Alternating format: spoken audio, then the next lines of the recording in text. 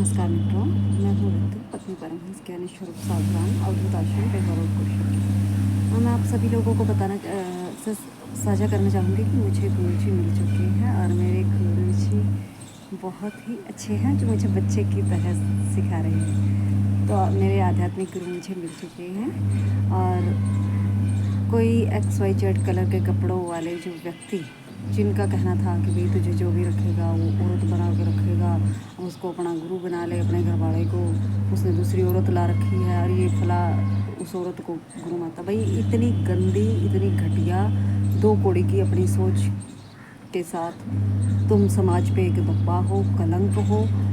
गुरु ऐसे होते हैं जैसे अब मेरे पास है, न कि तुम जैसे लोग किसी के गुरु हो सकते। तुम जैसे लोग गुरु के नाम पे कलंक है, धब्बा है, इंसानियत के नाम पे धब्बा है। तुम लोगों को सुधर जाना चाहिए। और अब जब मुझे एक अच्छे गुरु मिल चुके हैं, एक ज्ञानवान गुरु मिल चुके हैं, तो मैं कहना चाहूँगी कि भाई तुम जैसे जो समाज का शोषण कर रहे हैं, ऐसे दो पैसे की घटिया सोच रखने वाले अनपढ़ गंवार लोग जो किसी भी उसमें चले गए हैं, फील्ड में चले गए हैं, उनको ब्रह्म सरोवर से, मैं नहीं कहूँगी ब्रह्म सरोवर में डूब जाओ, क्योंकि मैं किसी को उकसाऊँगी नहीं।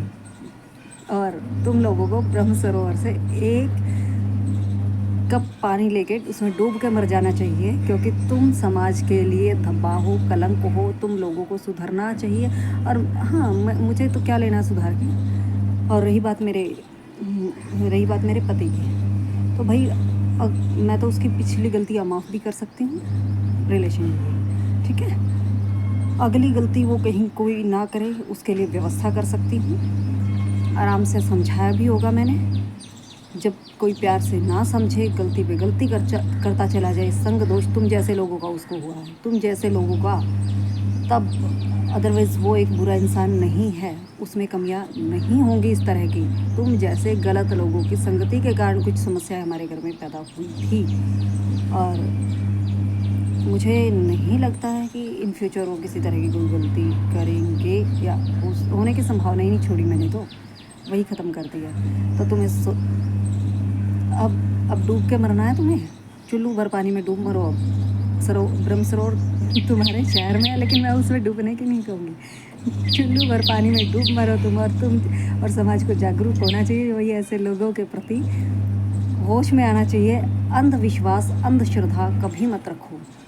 विश्वास रखो, श्रद्धा रखो, लेकिन अंधश्रद्धा नहीं। जितने भी अंधभक्त हैं वो समाज के लिए अहितकर है, अपना नुकसान कर रहे हैं, समाज का नुकसान कर रहे हैं। तो आज ऐसे जो समाज के दुश्मन बैठे हुए, किसी भी भेष में, किसी भी रंग के कपड़ों में, XYZ, मैं किसी कलर का नाम नहीं लूँगी, मैं किसी व्यक्ति विशिष्ट का नाम नहीं लूँगी, लेकिन जिसकी ये हरकतें हैं, जिनकी ऐसी घटिया सोच है, ऐसे जो धर्म गुरु बने बैठे, अपने आप को जो धर्म गुरु कह रहे हैं, अपने आप को जो संत कह रहे हैं, या अपने आप को कोई जो विशिष्ट व्यक्ति कह रहे हैं, उनको डूब के मर जाना चाहिए।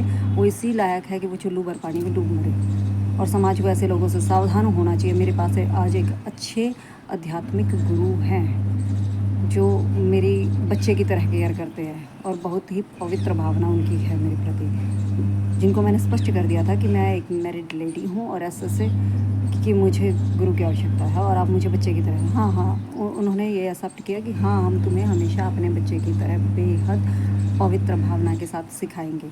ऐसे गुरु होते हैं। तुम जैसे लोग नहीं होते। तुम जैसे लोग समाज पर धब्बा है, कलंक है, समाज से उखाड़ कर फेंक दिए जाने लायक हो, और तुम सलाखों के पीछे रहने लायक हो। खैर, मुझे तुम्हें कोई सज़ा नहीं दिलवानी, ना मुझे तुम्हारा कोई नाम डिस्क्लोज़ करना है, ना मुझे कोई यहाँ बवंडर खड़ा करना है। तुम्हारा कर्म तुम्हें भोगना है। परमात्मा जाने, वो सबके लिए दंड विधान पैदा करते हैं ना। तो जो कह रहे थे कि भाई किसी ने ये भी कहा था मेरे पे तो 12-13 केस चल रहे हैं, तुम्हारे साथ गलत होगा तो तुम क्या बिगाड़ लोगी। भाई तुम्हारे 12-13 केस चल रहे हैं, तुम्हें भुगतने पगले, मुझे नहीं भोगने हो।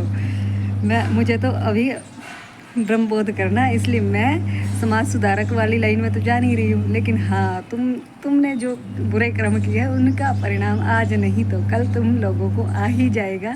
ये मत सोचो कि नहीं आएगा, कि भाई सारी सरकारें ऐसी आती रहेंगी, हम हमेशा उसको खरीदते रहेंगे, प्रशासन को खरीद लेंगे, शासन वोट बैंक के चक्कर में बिक जाएगा। हमेशा नहीं बिकेगा। हर इंसान का ज़मीर नहीं बिका होता। अगर 90 लोग तुमने खरीदे होंगे तो 10 लोग फिर भी उसमें ज़िंदा होंगे।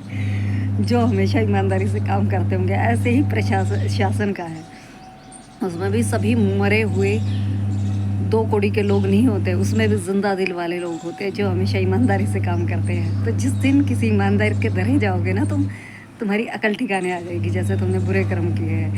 ओके, थैंक्स दोस्तों, शुभ नवरात्रि। और मैं बहुत खुश हूँ कि मुझे उत्तम कोटि की जो संत है वो गुरु के रूप में प्राप्त हो गए हैं। मेरा आध्यात्मिक गुरु भी मिल गया, मेरे पति की उपाधि भी परमहंस की, और मेरे गुरु जी की उपाधि भी परमहंस की ही है। धन्यवाद।